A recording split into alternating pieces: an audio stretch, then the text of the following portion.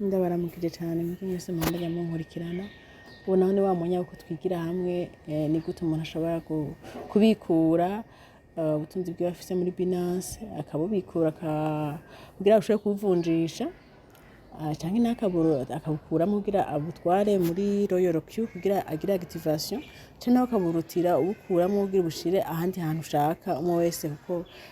iyo ufite Binance yiwawe ya konti yiwawe ngendanwa amafaranga yose ufise uyakoresha ushatse cyose nta muntu akuvugisha nuko urabanza ukaja muri Binance yawe ukayugurura amafaranga imisi yose ababitswe muri asset mwese murabona asset niho amafaranga ababitswe muri asset hari usanga handitse ko portefeuille abandi wallet mwese ivana n'ururimi telefone yiwe birimwo hanyuma ugashonda muri asset ugashika kuri spot amafaranga imisi yose ubikunde abe retirable cyangwa ushobore kuyavunjisha abe kuri spot cyangwa nawe muri funding hanyuma ugaca ngaha kuri withdraw murabizi yuko ugomba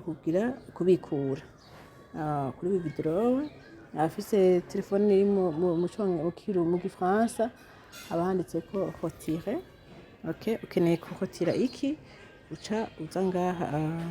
kuri USDT ukeneye kurotira USDT nizo ukeneye kugira mu ncamake ugaca ushonda kuri USDT hanyuma uburyo bwo kurotira buri kwinshi hariho ushobora guca kuri nimero ya konte yawe nimero y'ikonte y'ikintu ugomba uyashireko nimba ugomba yatwaye muri Royal Q nimba uyashiriye undi muntu wakuvunjira guha amarundi nimba ushaka guca rero ngaha kuri email ugurije ko Binance umuntu ashaka kuyiguha kugira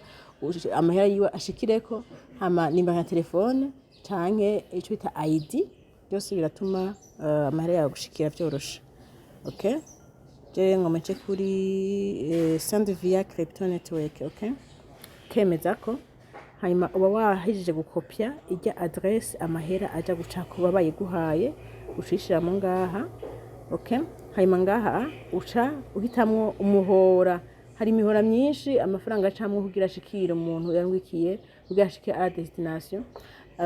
hariho iyo tataye 70 BP20 Solana n'izindi nyinshi Polygon n'izindi zimwe zose zirafise ukuntu ama frais de retrait atandukanye kuri ukuntu uko arukira amahera umuntu kuri mikashe undi muntu akakunkira kuri bank binote usanga ama frais de retrait ataramwe n'ubundi ko bimeze no ngaha hamwe agashiramo rero monta akeneye kunkingena ngana hamwe gaca ngaha kuri withdraw nuko ndagira rero ndagenda nkazana ya adresse wallet ngombe nda deposit ko nkayikopya nkaca ndayizana nkayishiramo ngaha kuri adresse nkayipestinga nkashwazisa network nkahitamo BP20 kuko niyo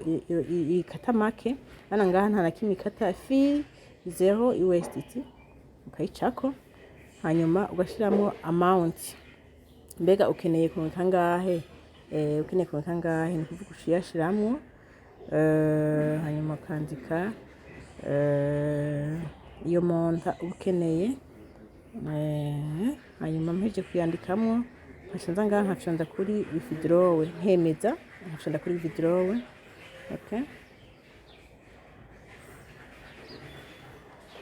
nka confirma kandi ngaha nka confirma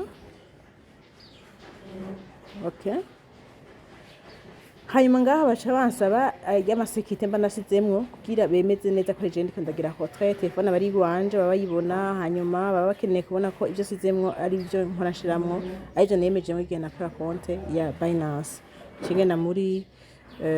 Google Authenticator nkakopya